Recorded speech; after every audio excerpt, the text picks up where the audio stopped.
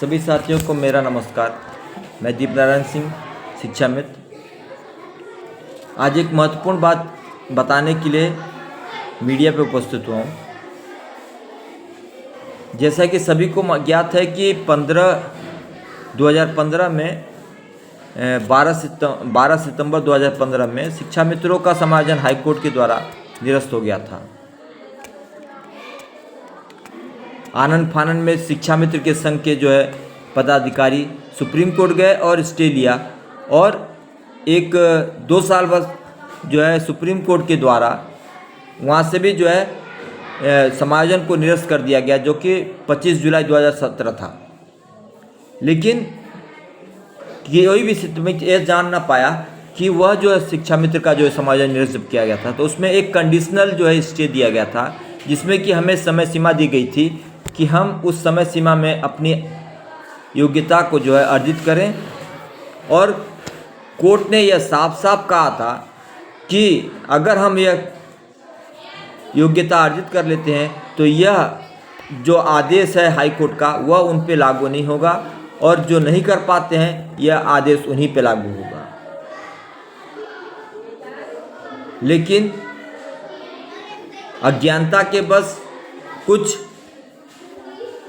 अपने आप में आदमी इतना निराश हो गया था कि उसे सोचने समझने की क्षमता न रह गई, और वह आनन फानन हो गया। और विभाग ने एक बहुत बड़ी चाल चली कि बिना किसी शासनादेश के शिक्षा मित्र पद से समायोजित सहायक अध्यापक के पद पर सभी शिक्षा मित्रों को वापस उन्होंने शिक्षा मित्र बनाने की प्रक्रिया चालू कर दी, जो कि नियमतः यह ऐसा नहीं होना चाहिए था। क्योंकि जो भी शिक्षा मित्र समायोजित होकर के सहायक अध्यापक बने थे, वह अपने स्कूल से विद्यालय पे अपने पद से, शिक्षा मित्र पद से इस्तीफा दे करके अपने जा कर के दूसरे स्कूल पे वह एक सहायक अध्यापक के रूप में स्थापित हुए थे। न ही परियोजना कार्यालय द्वारा, न किसी ऐसे विभाग द्वारा फिर उन शिक्षा मित्रों के पदों को सृजित किया गया जिन पे यह सरकार ने ला करके उन्हें स्थापित किया। सबसे बड़ी गलती यह दिखी। दूसरी, हम सरकार को दोष देते आ रहे हैं। आज तक सरकार के द्वारा एक भी शासनादेश अभी तक जारी नहीं हुआ है शिक्षा मित्रों के खिलाफ। हाँ, यह अलग चीज़ है कि सरकार ने हमें वेतन न दे करके एक लिमिट जारी किया जो 10,000 है, और इसी को लेकर के हम लोग बार बार सरकार से यह कहते हैं। सरकार मजबूर है, क्योंकि सरकार के पास मात्र लगभग 27,000 ही शिक्षा मित्र बचे हैं। अगर हम कोर्ट के आदेश को सही से पढ़ें तो उसमें लिखा है कि जैसे जैसे हम टेट या सीटेट पास करते रहेंगे, वैसे वैसे विभाग द्वारा उसका मूल्यांकन हो करके, वेरिफिकेशन हो करके वह हमें सहायक अध्यापक पद बनाते रहेंगे। लेकिन विभाग द्वारा ऐसा कोई कुछ नहीं हुआ। मैंने सभी अपने विद्यालय से लेकर के बीईओ, बीएसए, यहाँ तक कि डायरेक्टर जनरल से भी, कंचन वर्मा जी से भी इसके बारे में पूछा, तो उन्होंने यह कहा कि अभी तक ऐसा कोई आदेश है ही नहीं, हम आपको क्या दें। बीएसए साहब ने यही जवाब दिया। और यहाँ तक कि हमारे मोहम्मदाबाद गोना, मऊ जिला के मोहम्मदाबाद गोना ब्लॉक के जो बीईओ थे, उन्होंने स्पष्ट, मैंने 23 जून को उनसे मांगा था, और 1 जुलाई को उन्होंने कहा कि मैं अपॉइंटिंग अथॉरिटी नहीं हूँ, तथा आप इसके बारे में जा कर के बीएसए साहब से पूछिए। क्योंकि अभी तक जितने भी मैंने साक्ष्य देखे हैं, या कंप्यूटर को सर्च किया है या लेखा को भी सर्च किया है, उसमें ऐसा कोई अधिकार नहीं है। मैं एक आदेश पढ़ के अपने विद्यालय का सुनाता हूँ, जिसमें यह पूर्ण रूप से प्रमाणित करता है कि मैं सहायक अध्यापक हूँ।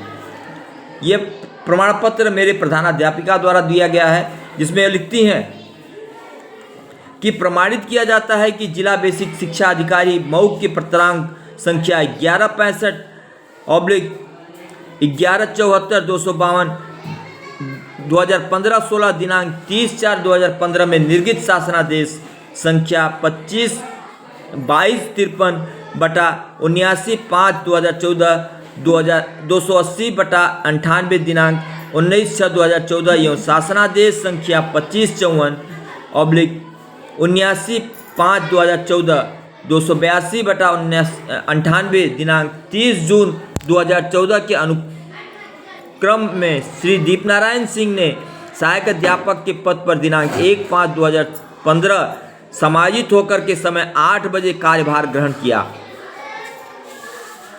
सहायक अध्यापक का कार्यकाल 1/5/2015 से अद्यतन 25/7/2017 तक शासनादेश के अनुसार जारी रहा। इसके उपरांत विभाग के द्वारा उनको शिक्षामित्र के पद पर 26/7/2017 से नियुक्त कर दी गई। विद्यालय के पास इसका कोई साक्ष्य उपलब्ध नहीं है। वर्तमान में दीपनारायण सिंह शिक्षामित्र के पद पर हैं, जिसका विद्यालय में कोई अभिलेख उपलब्ध नहीं है। मीना सिंह प्रधानाध्यापिका, कंपोजिट विद्यालय देवरिया बड़ी, शिक्षा क्षेत्र मोहम्मदाबाद गोना, और यह प्रमाण पत्र 21/6/2025 को जारी किया गया है। अब मैं अपने पूरे साथियों से, शिक्षा मित्र साथियों से यह कहना चाहूँगा और ये चाहूँगा कि वह अपने अपने समाजित विद्यालय पे जाएं और वहाँ के अध्यापक से यह पूछें कि श्रीमान, जब मैं यहाँ पर ज्वाइन किया था सहायक अध्यापक के पद पर, तो ऐसी कौन सी विडंबना आ गई थी कि आपने मुझे सहायक अध्यापक के पद से शिक्षा मित्र के पद पर दिया? क्या आपके पास ऐसा कोई विशेष आदेश आया था? अगर आया था तो वह आदेश की क्रमांक संख्या, वह आदेश की फोटोकॉपी हमें उपलब्ध कराने की कृपा करें। दोस्तों, यह लड़ाई अब मान सम्मान की नहीं, अब हमें मानदेय नहीं चाहिए। आज अगर जोगी सरकार यह कहते हैं कि मैं तुम्हें 1 लाख रुपए मानदेय दूंगा, तब भी मुझे नहीं चाहिए। मुझे मेरा मान और सम्मान चाहिए। मैं मान सम्मान के लिए कुछ भी कर जाऊंगा। यह